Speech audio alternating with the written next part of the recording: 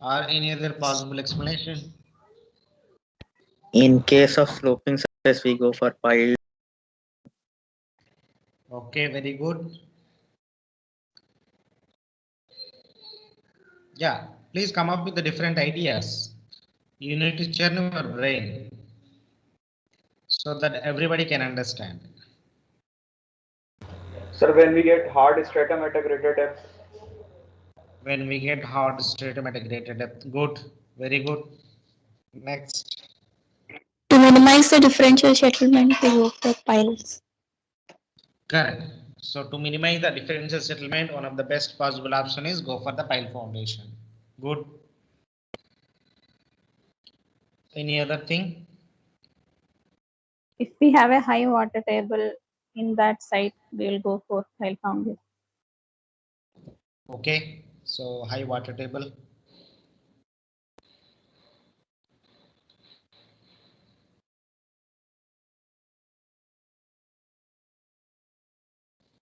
Sir, when load will be too much.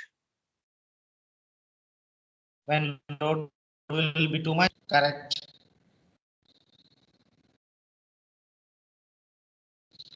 Any other thing?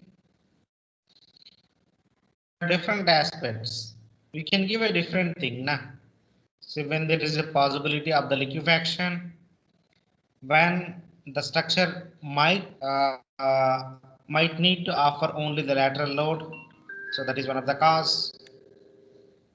Okay, or when the weaker stratum is exist at the shallow depth, that is one thing. As you rightly said, when the superstructure load is very high, significantly high, when deformations or the settlements are too excess, and there is a possibility of more differential settlement than the uniform settlement. If there is a possibility of the distortion, that's the one thing. And when the long-term settlements are too much, or when both long-term and short-term settlements are too much, so there is a possibility of raise and lowering of the groundwater table. There is a possibility of the erosion. When there is a possibility of the seepage. When there is a possibility of stronger layer at the top and weaker layer at the bottom. Okay, so if the soil is clay but reactive, the soil is clay but soft clay, the soil is clay expansive, the soil is clay or a soil with a collapsible structure. Okay, the soil is a clay but highly compressible. Okay, so there are several reasons. So these are the few things you need to explore, you need to try to understand. So I will do small thing. When you are traveling either by walk or on a bike or in a car, you always try to watch carefully a road. You can find the major distress at the location when the water is migrating from upstream to downstream.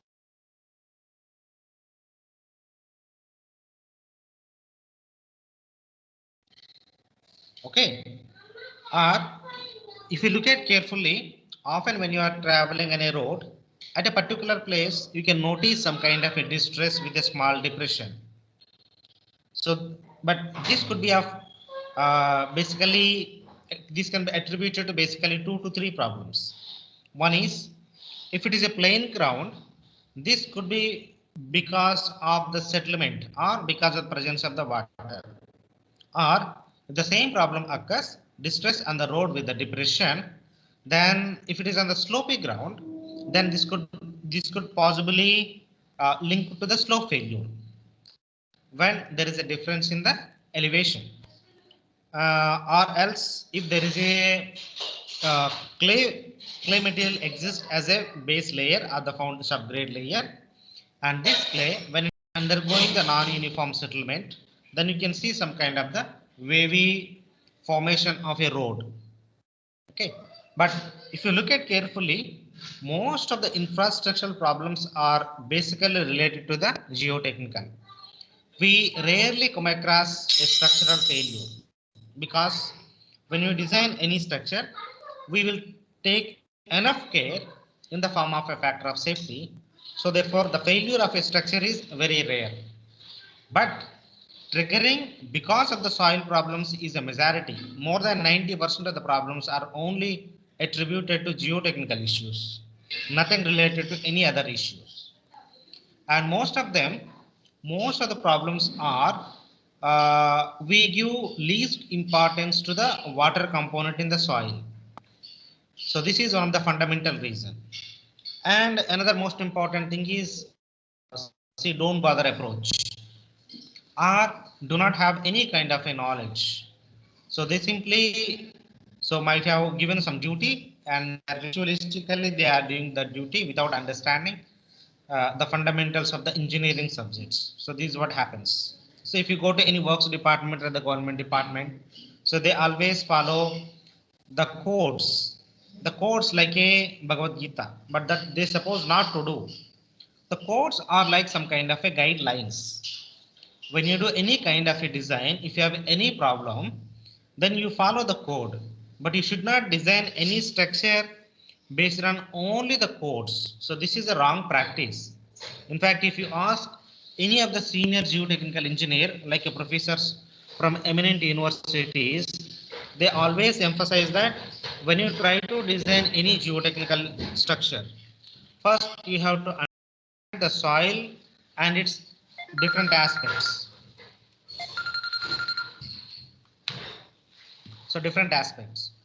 Don't look into all IS codes or Euro codes or something. When you have a problem, then you try to refer to IS code or the different codes for getting some kind of help.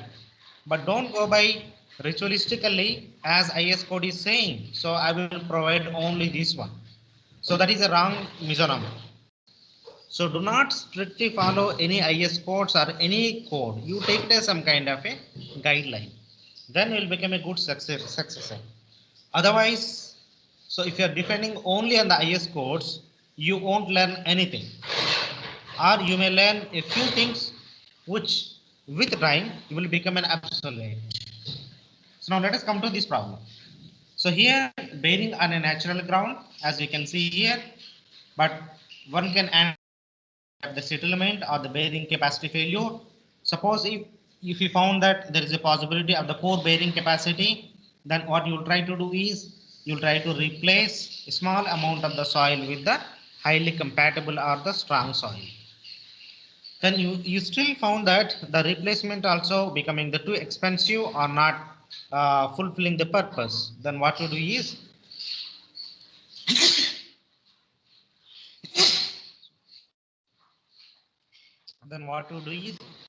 you try to consolidate by resorting to one of the ground improvement techniques. But after resorting to the ground improvement techniques, if it still doesn't work, then you normally go for the pile foundation or the transfer of the superstructure load to the subsoil, but at a greater depth. So this is what is the whole philosophy. Now, under what circumstance the ground improvement technique is required? One is very fundamentally when the bearing capacity of the soil is very poor. Second thing, the bearing capacity may be sufficient, often we may encounter, but the settlements are too excess, say in the long term, or there could be a possibility of the difference in settlement in the long term. Okay, or say for example, if you look at river beds, erosion is one of the typical problem. So when there is a possibility of the cover is the problem, not erosion. Cover is the problem. If there is a possibility of the erosion problem, then the foundation gets exposed to the atmospheric condition and the basic points for which you have given the importance might not be fulfilling in the long term. So then in that case also you may have to go for some kind of the ground improvement. So but fundamentally two important things are when the bearing capacity is poor or when the load and the settlements are too excess, when there is a shear stress failure, when there is a failure, or when there is a problem with the soils like expansive soils or the collapsible soils or the seepage problem or the erosion problem. In all these circumstances, one has to go for the ground improvement. Now, how do you select a particular method? The selection is dependent on what kind of problem that you are encountering. Suppose if it is only the bearing capacity. For example, you take only the clay material. So the major problem with the clay is consolidation and subsequent settlement. So you need to select a ground improvement technique where it could accelerate the consolidation and thereby the settlement. While that kind of a technique may not work in case of the sandy soils, but settlement is a common between clay and sand. But to minimize the settlement, the kind of a technique that should be selected clay should be different. The same kind of a consolidation technique shall not work in case of the sand because there is no consolidation in case of the sand. So therefore you need to go for different kind of a ground improvement technique in case of the sand, in case of the clay, although the settlement is a common problem or bearing capacity is a common problem. This is one of the simple thing.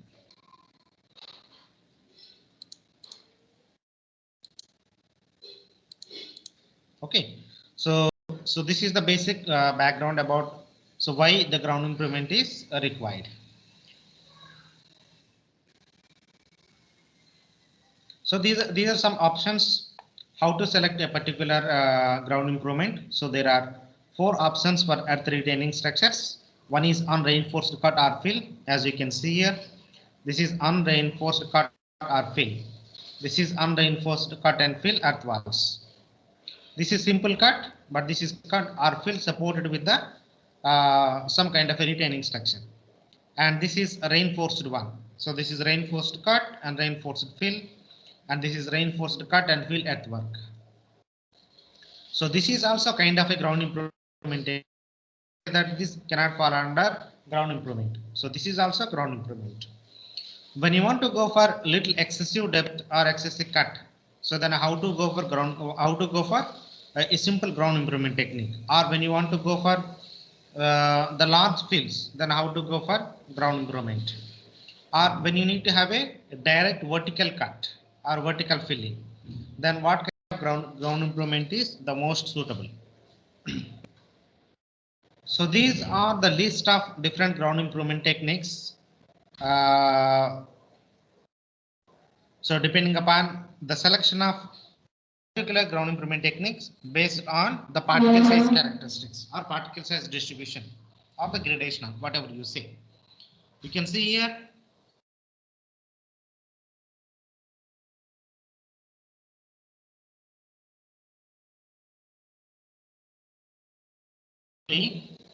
all the techniques are not equally valid for all kinds of the soil samples. Most of them are suitable for sand, and a few of them are suitable for the gravel, and a few of them are suitable for the clay. But fundamentally, again, you need to understand what is the fundamental problem with the clay, what is the fundamental problem with the sand, gravel, and silt. So these are a few factors that can affect the selection of the ground improvement. Structural conditions, geotechnical conditions, environmental constraints, construction conditions, reliability and durability. So let us try to have a small discussion about what are these problems. Structural conditions means basically we talk about only loads, whether it is a small load or large load. But there are other structural aspects also. But when you talk about the ground improvement, we should talk about only the amount of the load. Geotechnical conditions means what kind of the soil it is. Is it a clay or a sand? So is there any water or no water?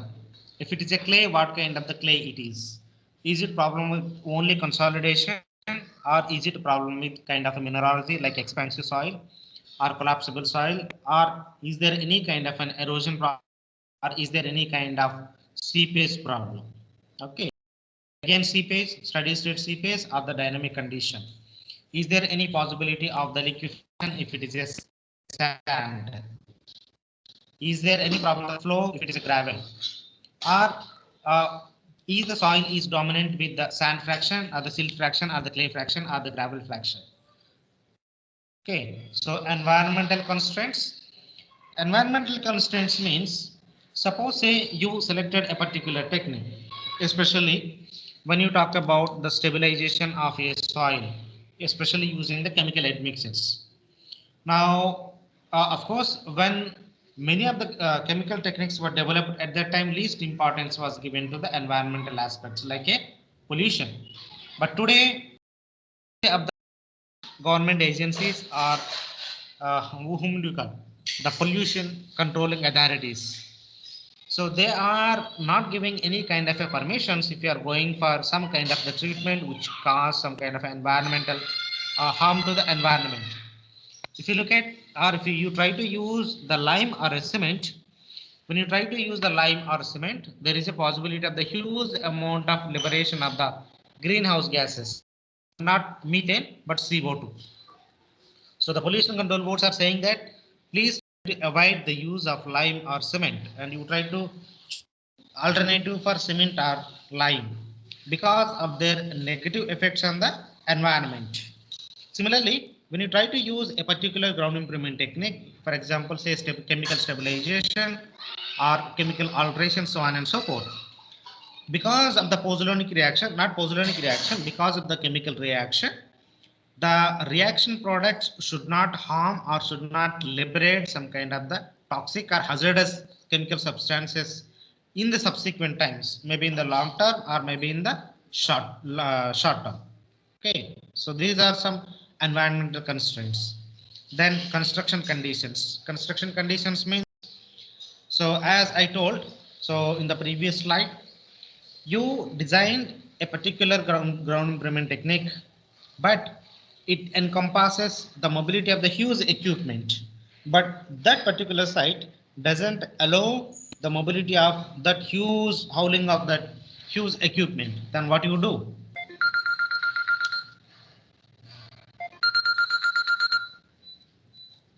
So then what? So then you need to again redesign with the availability of the equipment which could able to mobilize on a problematic soil. So these are the construction conditions. There are other construction conditions also. Then the last one is reliability and durability. So this is in a sense, for example, when you try to implement a particular ground improvement technique, do we need that particular ground improvement like you implemented, it reacted, and it is done in a short period of time? For example, if you look at deep soil mixing or the chemical stabilization, so this is a pure chemical reaction. So the chemical reaction is an instantaneous one, or at the max. So most of the reaction can occur within 25 days, 28 days, or say 45 days, or within 90 days. Thereafter, there is no process involved in it. So whatever has to happen in the 90 days period only. Thereafter, there is no effect. But the strength gain or the strength improvement in terms of the engineering properties, are they sufficient enough? So 90 days. Okay, that is the reliability. And is there any compatibility between the kind of the chemicals that you used or this ground improvement technique that you selected and the soil type that is present in the realistic ground? Okay, so you need to look into the compatibility between the technique and between the technique and the soil, and how it is implementable, and whether whatever is the results that we are going to get are they reliable. So at the end of the day, once all the ground improvement technique has been implemented, we should not end up that there was a failure, because every ground improvement is too expensive. No client want to pour their money in the ground without having any kind of a result. So this we must remember. So we have to keep always in of client, not our geotechnical knowledge. Okay. So is the technique is durable? Is the technique is sustainable? Environmentally compatible? So is it meeting all our criterions in terms of the environmental, in terms of the mechanical, in terms of the durability, so on and so forth. So all these conditions must be taken into account for when you design any particular ground improvement technique. Okay, so this is why you need to clearly have a knowledge on every sort of ground improvement technique, so that you can select the most feasible ground improvement technique and most compatible for that particular soil sample, maintaining the economy and sustainability. So this is a flow chart for the selection of the ground improvement.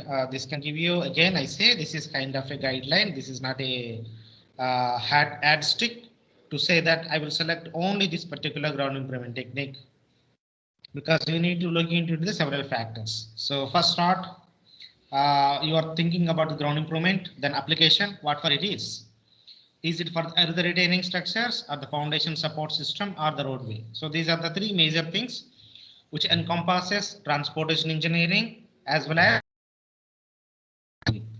but of course this also encompasses the water resource engineering and environmental.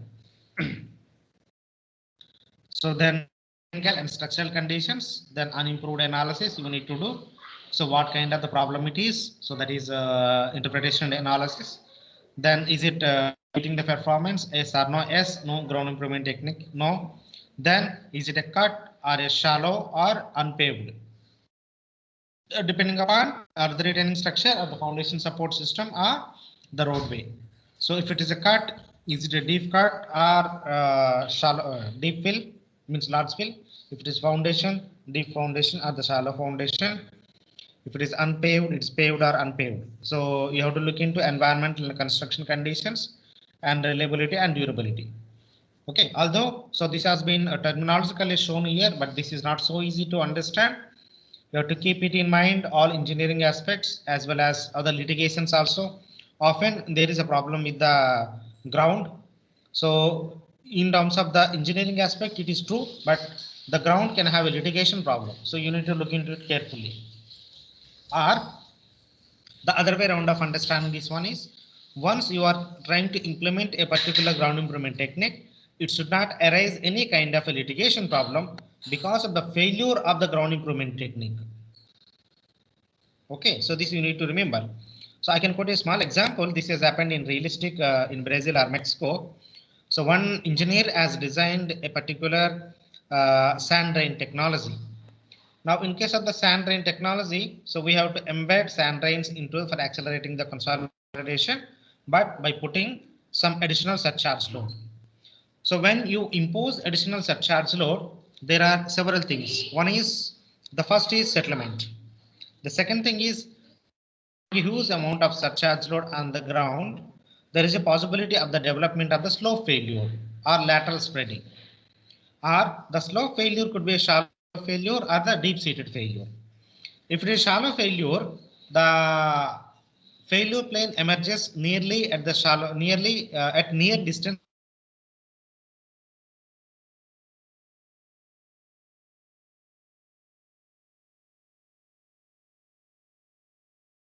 It could be in our boundary or it could be in somebody's boundary. So you have to be very, very careful. What really happened is, so he has designed the sand drain as per all codal provisions, meeting all the requirements to the best of his knowledge, and he also found that it works the best. But one of the simple thing he missed is, he did not analyze the stability for the deep-seated failure.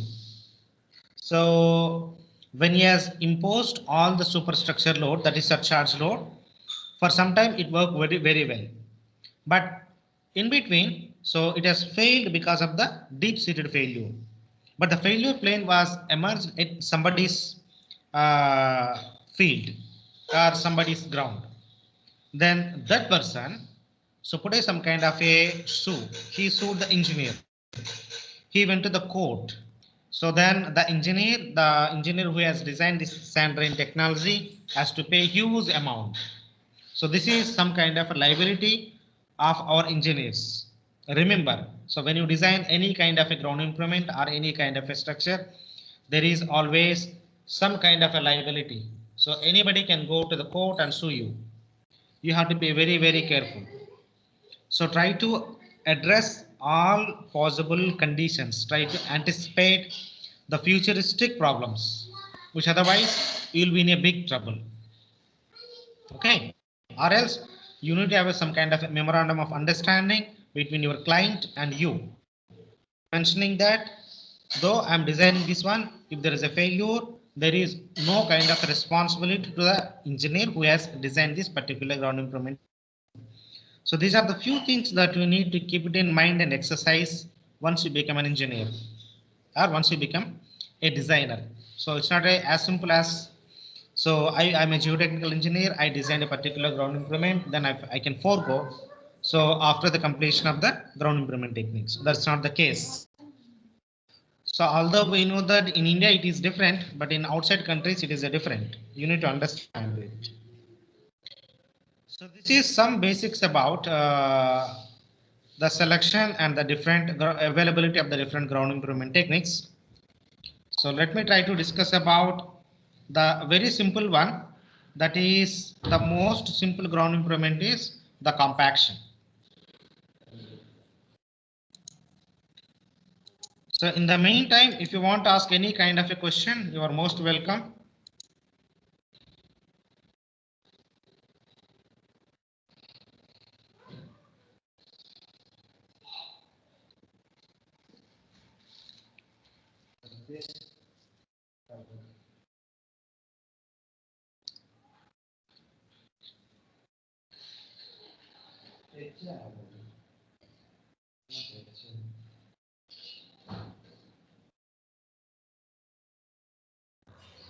Sir, Yeah. sir, we will go for piling once we are sure that we cannot provide any ground improvement.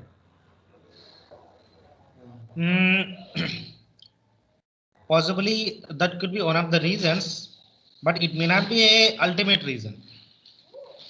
It cannot be ultimate reason. See, for Means example, yes, sir. there are some kind of a deep ground improvement techniques also.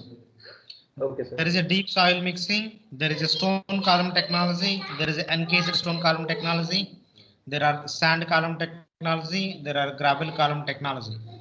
So they can become a very good alternative for the pile foundation. Merely going for the pile foundation does not serve any purpose except wasting the money. Okay, sir. So we give pile foundation and ground improvement simultaneously also. We can give, but ground improvement is an alternative to pile foundation because pile Oh, foundation is too expensive. okay, sir. Okay, so for example, say it also depends upon what kind of the structure you are dealing with. Say for example, you want to build a power plant on a marine soil. Okay, so there is Yes, no sir. point in going for the deep ground improvement such as granular columns or the stone columns. So when you go for the thermal power plant, you are going to install huge turbines on it. So there is a dynamic force. Okay, so only pile foundation can take only the dynamic force. So not the stone columns or the encased stone columns. So they are a bit not reliable in case of the dynamic, for the dynamic loads. Okay, sir. Okay, you understand? Yes, sir. Yes, sir. So these are the simple examples that we need to understand. Yeah, good. So any other questions?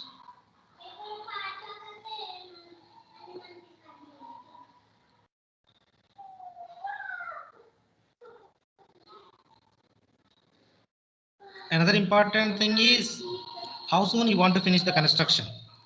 So most of the ground improvement techniques can be either super fast. They are very rapid and quick construction process because most of the clients, they want a quick solution that can be implemented within a month. They don't want to wait for years and years, and they don't want requirement of large accessories. The biggest problem with the pile foundation is you require a huge paraphernalia. You require large equipment, large accessory, and substantial amount of a time. Pile foundation means too expensive and too much amount of time. So pile foundation is more expensive compared to ground improvement technique. Obviously. Okay.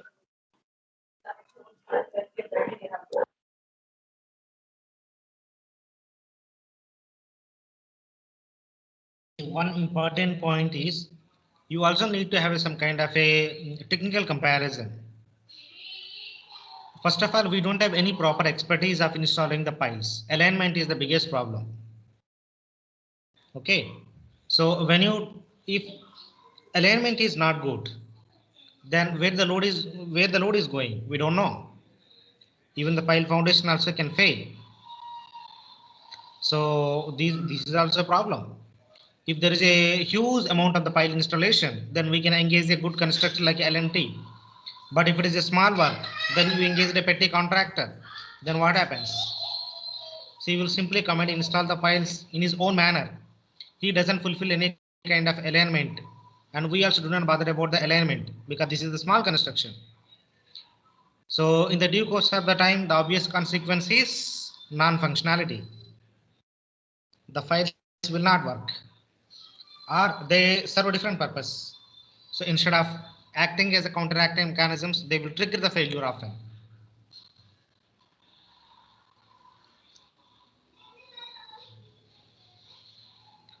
So there are a hell lot of problems, my dear. So it is not only one thing. So this is the real geotechnical engineering. Yeah, please, other questions. Please try to ask as many questions as possible so that I can give you good examples. Else you don't listen all these things from me.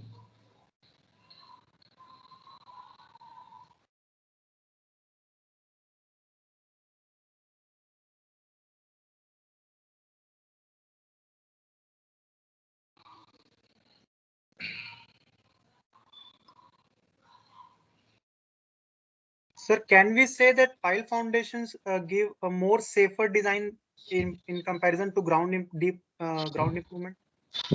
No. Ground improvement is in fact more reliable than the pile foundation.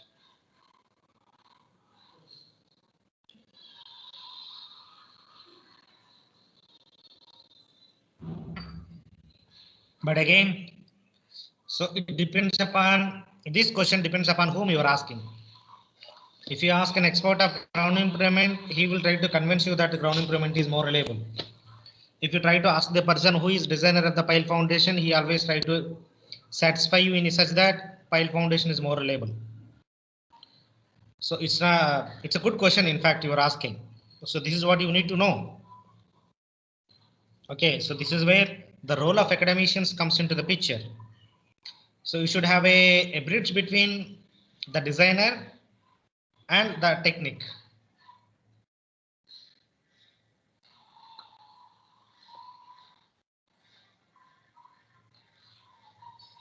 Okay, so you should not you should have your own understanding and judgment. Because if you ask a designer, he want to do the business, so he will always try to convince, see, like pile foundation is more stable, more safe, blah blah blah. But do we require such amount of stability, such amount of safety? That is very fundamental question. That's the one thing. And most of the people, they are so misguided by in terms of seismicity, liquefaction, so on and so forth.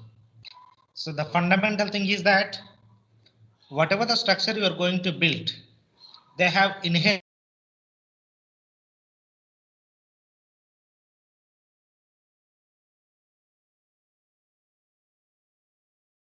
4 to 5. You don't need to specifically design for 4 to 5 earthquake. Okay. If this is not the case, then whenever there is a small amount of the earthquake, the whole town has to be destroyed. But this is not happening. Okay. Even see, recently there was an earthquake in Mexico. No, Turkey and Greece. Turkey and Greece. The structures which were old, first try to understand. Many of the structures which were getting destroyed are either age old, where there was no enough strength for cement and concrete, or it was not poorly designed. It was not designed properly.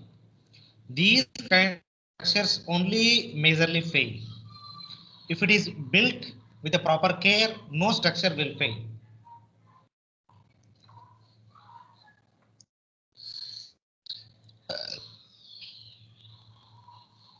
So there are several things that you need to account for, or you need to understand as an engineer. Then take a judgment. Take a judgment. So don't always go away by the pile foundation, which seems to be like a fancy thing, or don't go away by the seismicity. These are very fancy things. Okay.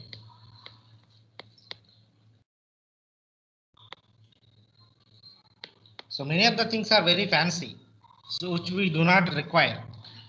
But people, you can also see a lot of papers on all these things because there's another thing to work.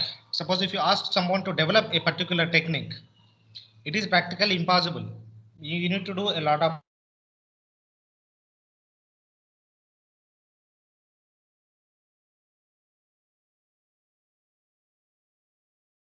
development of many of the ground improvement techniques. So they have been evolved over the decades, not even years. Each technique took decades and decades, 1 decade, 2 decade, 3 decade to become widely implementable practical technique. Okay, so nobody want to take such amount of risk.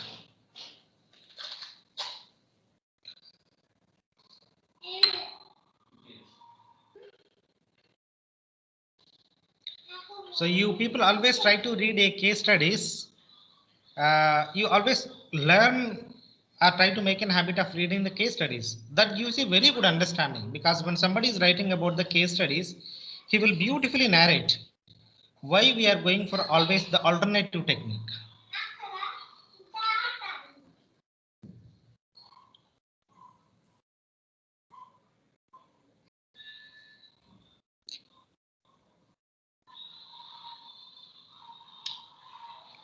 Okay, good. So any other questions?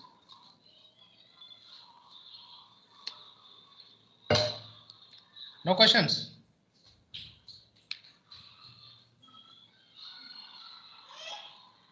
Okay, so let me try to cover a small thing, that is on the compaction.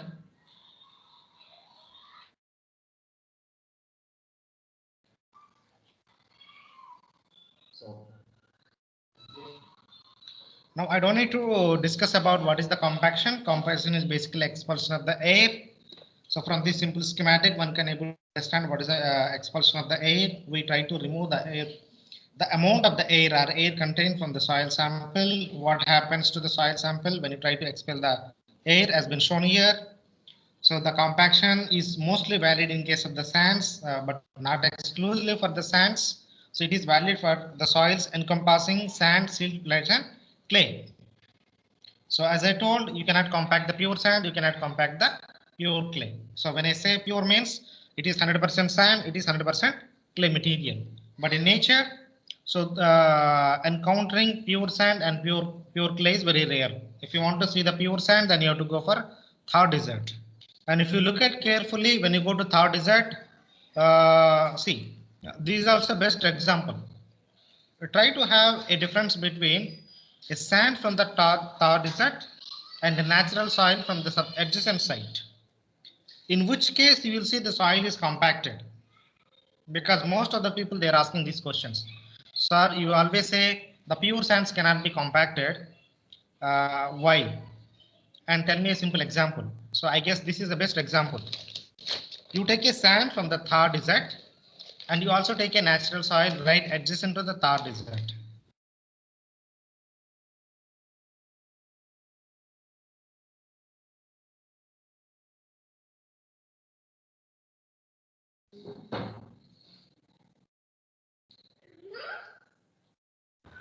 Sir, can you please repeat? Your voice broke.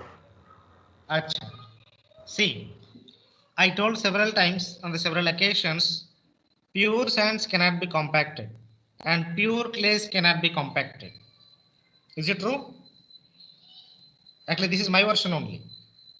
Now let me give a small demonstration. What I'm saying is, you go to Thar Desert, there you are seeing a pure sand, no mixing of any other particle sizes. Then you take the natural soil right adjacent to the Thar Desert. Where do you find the soil is compacted?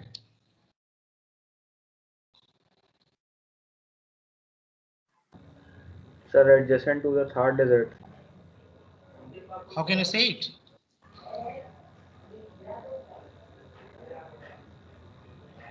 What is the reason to say it? So less number of voids. No. Go for the natural phenomena. These are the technical things. The different sizes exist in the adjacent soil. So there are possibilities that during compaction they may more Oh. densify.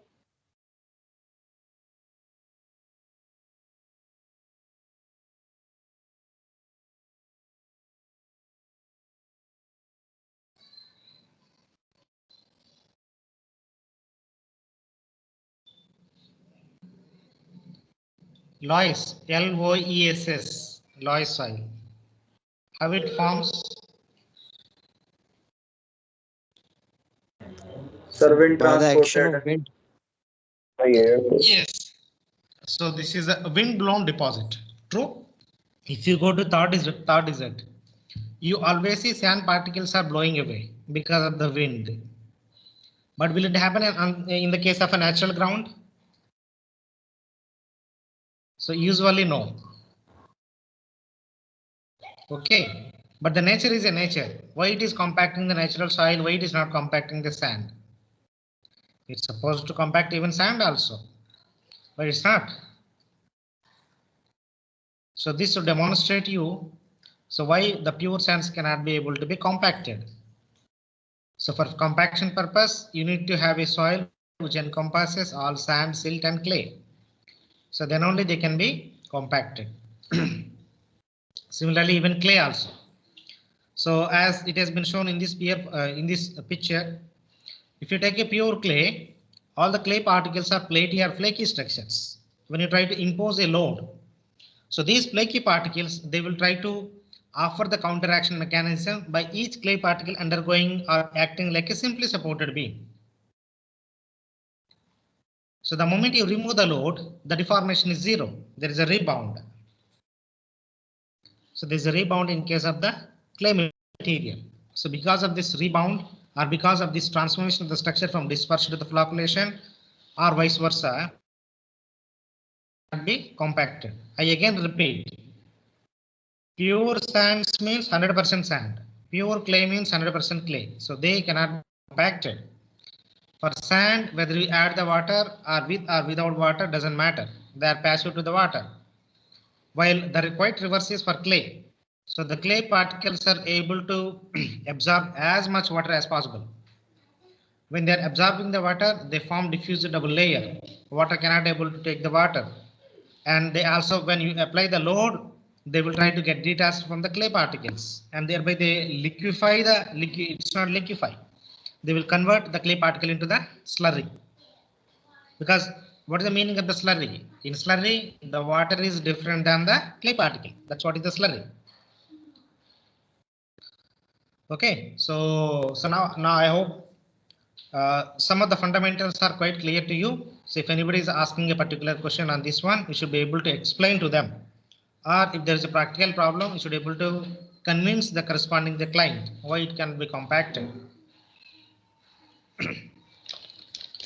Now here different structures has been shown. So when you talk about the compaction, so this is simple cubic. So the highest possible wide ratio, and this is cubic tetrahedral with a wide ratio, then tetragonal sphenoidal, then pyramidal, then tetrahedral. So as we are going for different structures, the wide ratio is decreasing.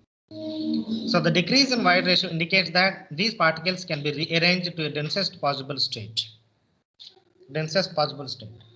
However, if you look at carefully, say A, B, C, D, and E. Now, when you want to transform the given soil from the structure A to structure E, we need to apply some kind of energy. Now, the energy could be static energy or the dynamic energy or the vibrational energy. You can apply any of these three kind of the energies. But if you apply static energy, we can densify the sand to the certain extent. Maybe you might be transforming from simple cubic to the cubic tetrahedral. And if you further want to densify, then you need to apply the vibration energy. The more and more is the vibration, the dense and denser is the packing of the. So therefore, least and least is the wide ratio. So these are some fundamental aspects about for clays and for sands. So due to the difference in soil structure, cohesionless and cohesive geomaterials can be densified by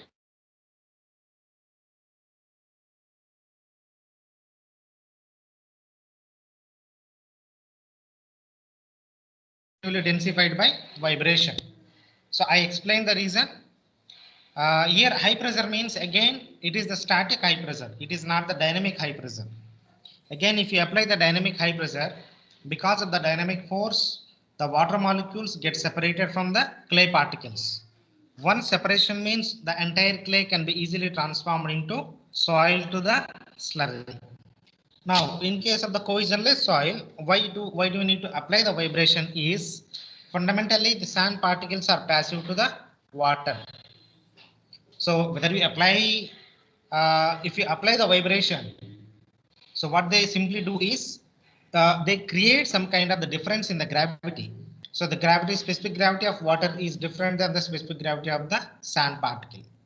The moment you vibrate, this vibration causes or creates some kind of the local liquefaction within the soil. When there is a liquefaction, it creates some kind of the floating condition. But that floating condition will be maintained as long as there is energy is imposed on the particular soil, or the vibration energy is there on the particular soil. The moment you remove the vibration, so now you have to look into the rearrangement of the particles by the gravitational process. Since the soil particles have a more specific gravity, they will easily get settled. So at the bottom, we can see after application of the vibration, all the heavier particles get settled and the lighter particles will come on top. Since water is lighter than the soil particle, so we can always see the vibration, the water is floating on the soil sample. Then vibration is not effective to change soil fabrics of the cohesionless materials as I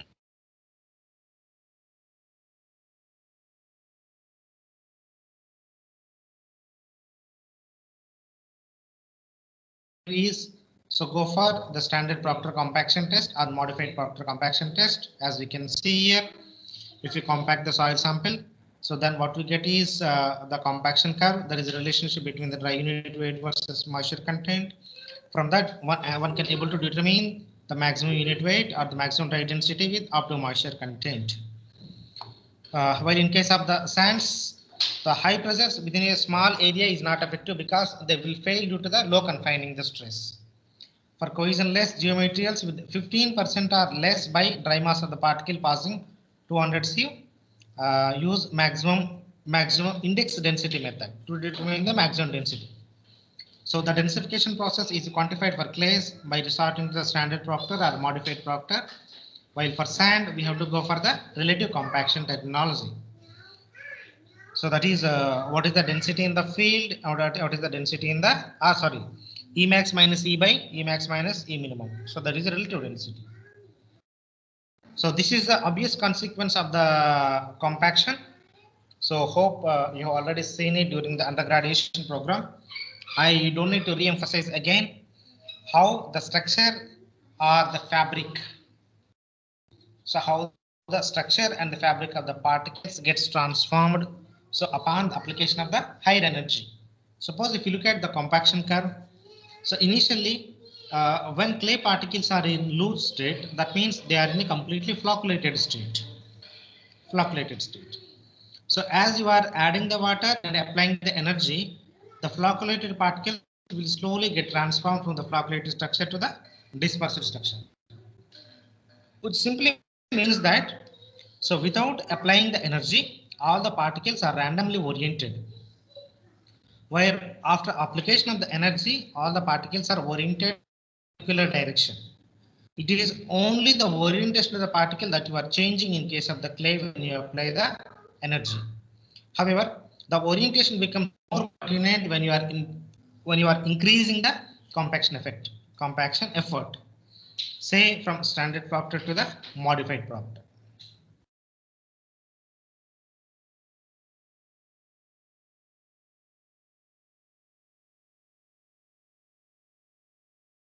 Dispersion structure. But the consequence of the transformation of the structure is there on different engineering properties. For example, is the permeability is remain same when the particles are in flocculated state or when the particles are in a dispersed state. As you can see here, what happens to the permeability and what happens to the dry unit weight, or as a function of the compaction.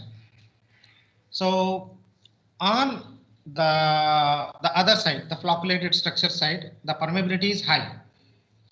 While when all the particles are arranged or oriented to a particular direction, where it is typically representing the orientation of the dispersed structure, the permeability is low. The permeability is low. Okay. Now, what is the permeability here? It is ability of the soil to allow the water particles to pass through it. If there are no voids available, the water cannot able to pass it. If you look at carefully, so this is flocculated structure. So this is flocculated and this is dispersed. So in case of the flocculated, there is enough amount of voids available between the particles. In case of the dispersed, so that is completely avoided. That is completely avoided. So the void ratio is getting decreased. When there is a decrease in the void ratio, the obvious consequence is decrease in the permeability. So the same thing is reflected here.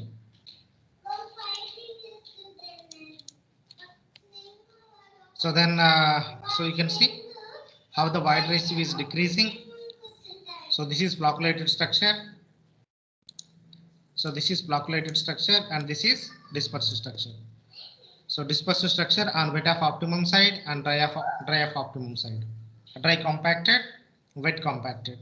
So on the dry compacted means, so there is no water, so there is no lubrication effect. Cannot completely accomplish the full orientation of the particles. But when you add little amount of water, it creates some kind of the lubrication effect. Therefore,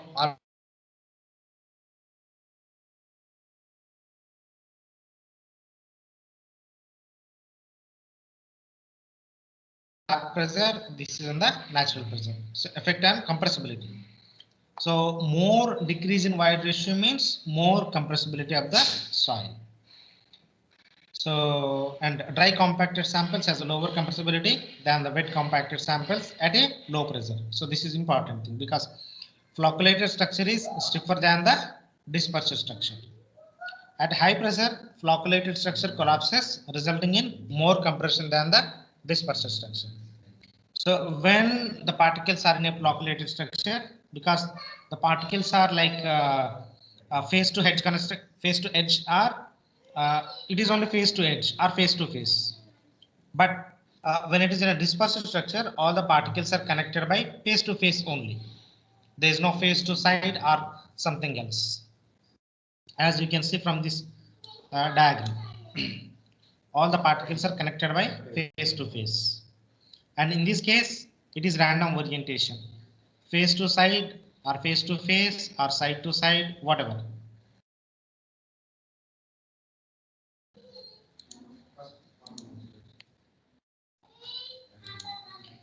So then what happens to the strength upon the compaction? So on the dry side, strength is more, on the wet side, strength is less. Then this is shrinkage. What happens to the shrinkage? So all along the compaction curve, you can see swelling, more swelling on the dry side, less swelling on the wet side. Then shrinkage, depending upon, suppose if you are going for static pressure, so there is a less shrinkage. If you are going for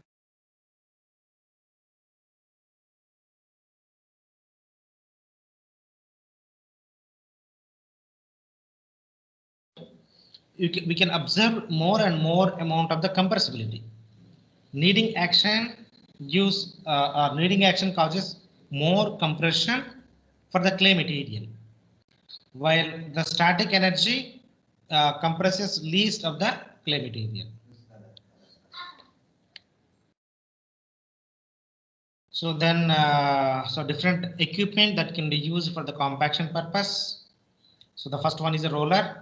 Then this is static, means then rubber tile roller, rubber tile compactor, or vibration. You can try to use any of these energies. So usually if you take the flat roller, it imposes least amount of static energy.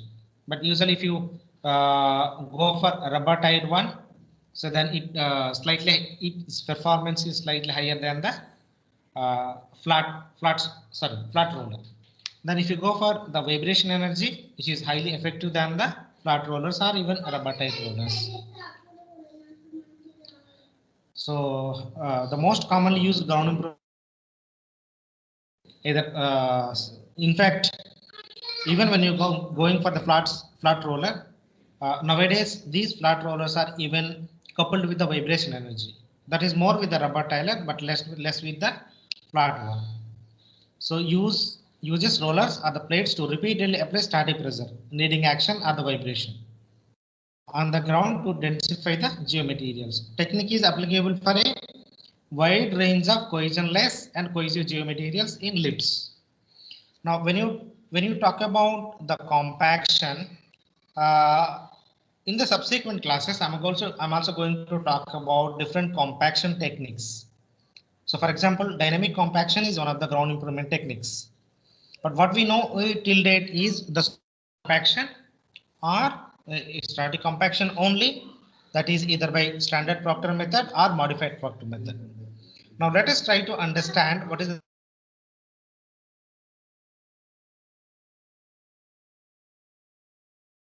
in regular static compaction, we compact the soil sample by lifts.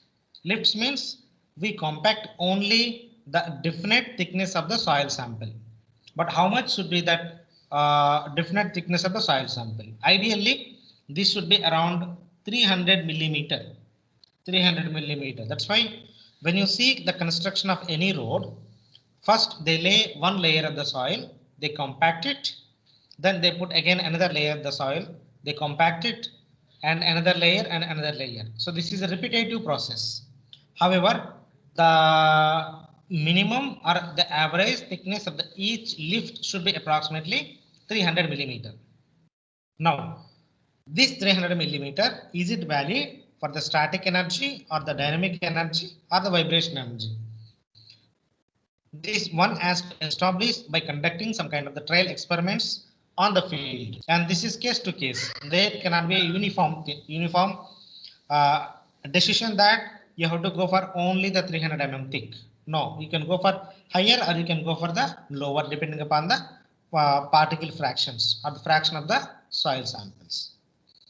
So then what kind of the equipment? For example, say often we have only the static roller, or often we have only the vibratory roller, or we have only the rubber tire roller.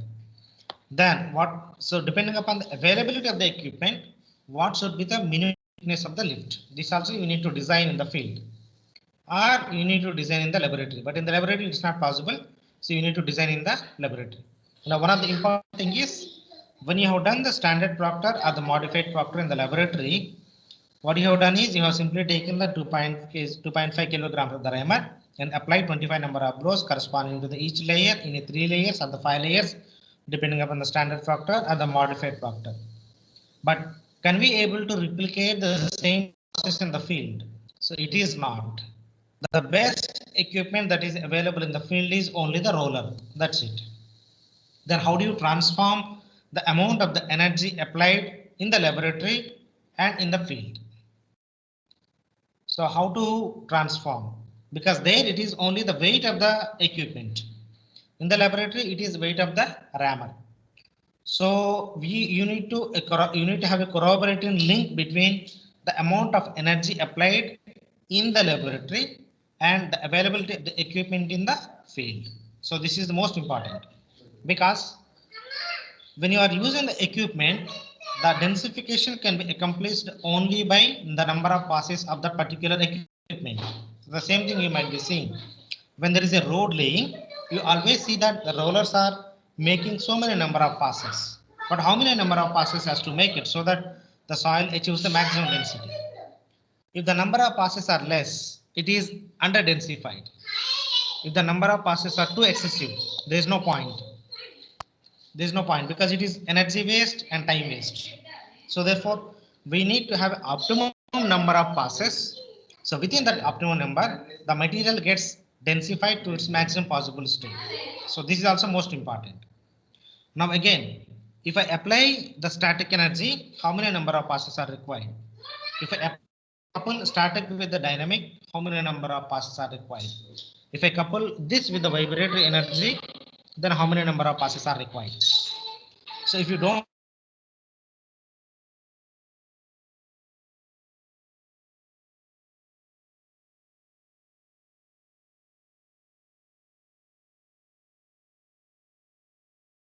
compact the soil sample or when you lay the road.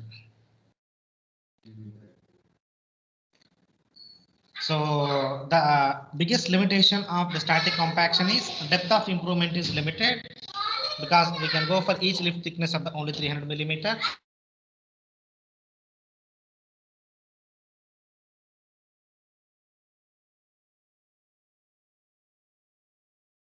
Lifts. So mainly used for fill and not for in situ natural geomaterials.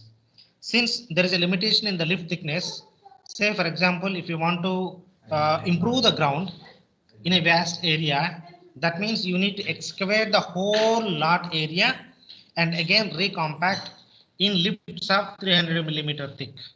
So that is a daunting task and practically it is not possible. So that is the reason we don't engage the static compaction, dynamic compaction for ground improvement purpose. So geomaterial should be within the moisture content close to the optimum moisture content to be more effective. It is challenging to achieve uniform compaction of geomaterials in a large area.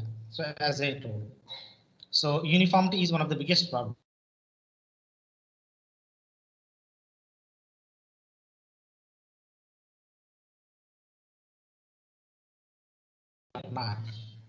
So that is read in the parameter called as a relative compaction, that is RC, which is defined as the density achieved in the field divided by the density that we measured in the laboratory, that is gamma D by gamma D max. So the relative density normally lies between 90 to 98%. If you are going for the standard Proctor compaction, it is 90 to 95%. And if you are going for the modified, then it should be between 92 to 98. We can go up to 98.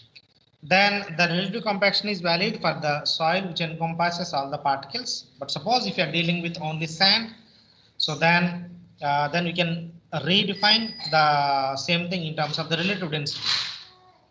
Relative density, which is RC minus gamma D minimum by gamma D maximum divided by RC into 1 minus gamma D minimum by gamma D max.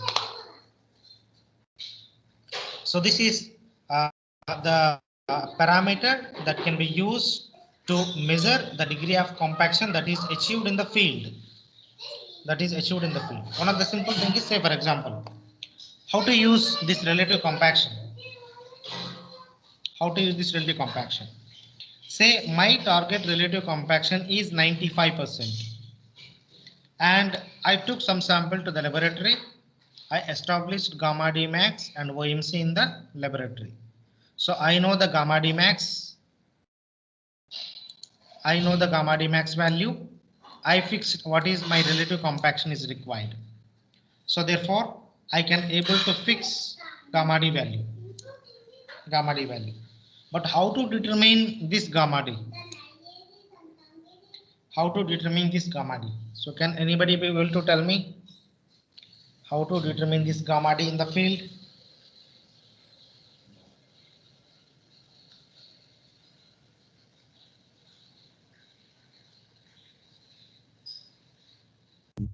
Sand replacement method. Yeah.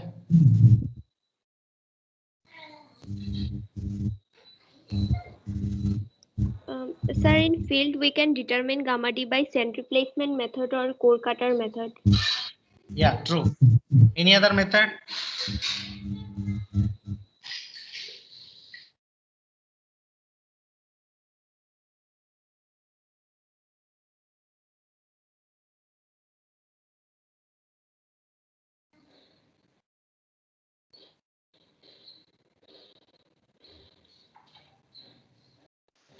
There are So other there are some. nuclear methods, complex impedance method. Yeah. So there are some destructive methods, there are some non-destructive methods. Core cutter, sand replacement, there is also a method called as a balloon method. So these methods are destructive methods. So where we have to take the equipment, make a hole in the ground, try to collect the soil sample and then determine the density.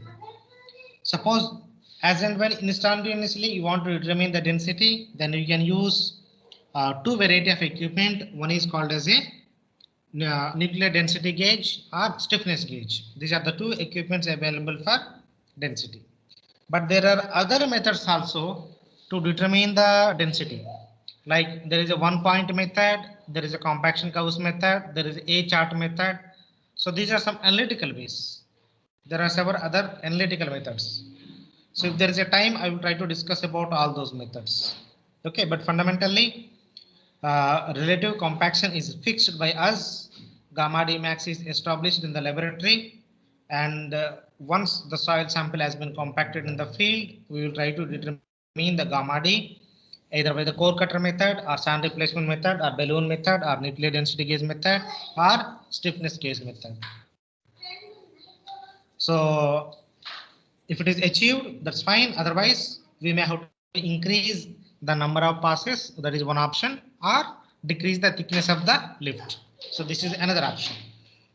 Either you decrease the thickness of the lift or increase the number of passes.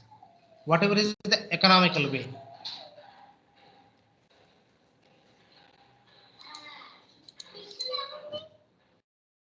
So there is a one simple formula that has been proposed by the Lee and Singh. So this is empirical relationship to determine the relative density. DR is nothing but relative compaction minus 0.8 by 0.2 into 100%. So here the 0.8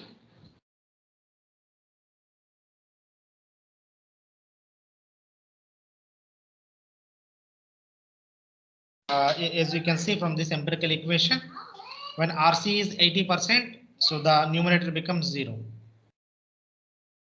Numerator becomes 0. So it should be more than 80% only. The relative compaction must be more than 80%. Yeah, as I'm saying, so then how to determine the density in the field? So there is a method called as a 1-point method. There's a method called as a 1-point method. First of all, to use 1-point method, I guess we need to have a lot of predefined compaction curves. Lot of predefined compaction curves. We need to have a set of predefined compaction curves which are representing a variety of the soil samples. And these compaction curves are established in the laboratory by collecting the variety of the soil sample from different fields. And these compaction curves are known to us.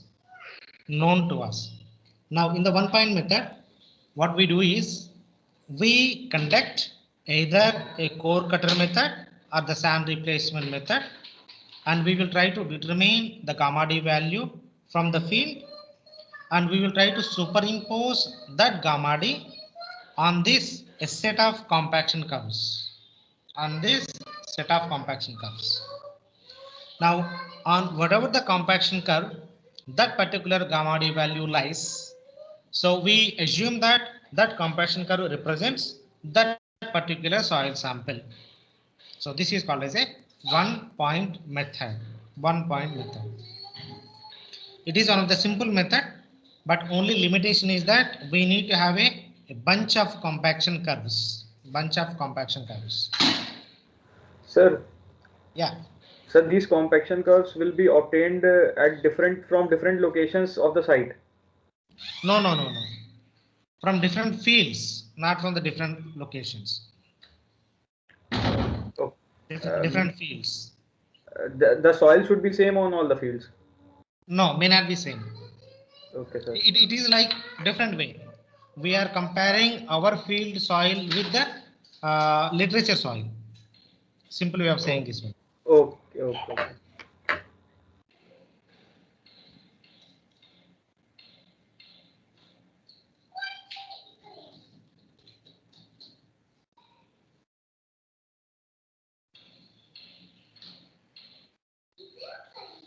Sir, so this method may not be very accurate. Yeah, this is not accurate. This is just to reflect the soil type. That's it. Okay, sir.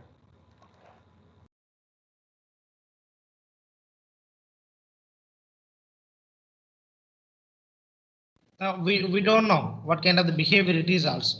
See, often what happens is we also do not know whether that point is on the dry side or the wet side. Say, for example, you determine the gamma D. What if the same gamma D is falling on the wet side? There is a more moisture content.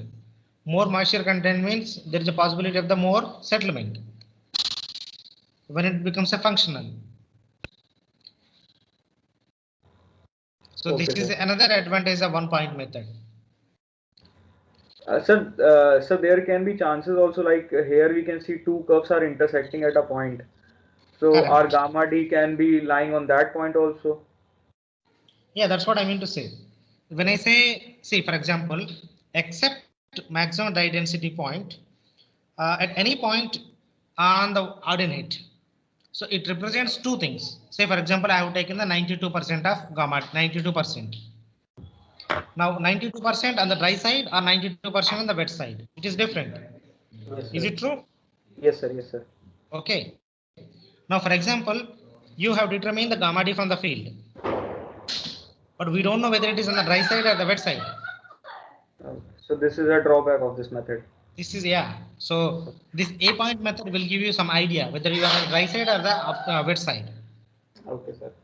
Okay. If it is on too much of dry side, then we can also instruct the contractor that no, you are on too much dry side. You are not adding the water. So try to add some more water. Okay, sir. Okay. Suppose if it is on the wet side, then we can recommend to the contractor that you are adding too much of water. So try to reduce it. So bring to the dry side. Okay, sir. Okay. So that is the beauty of one point method. Because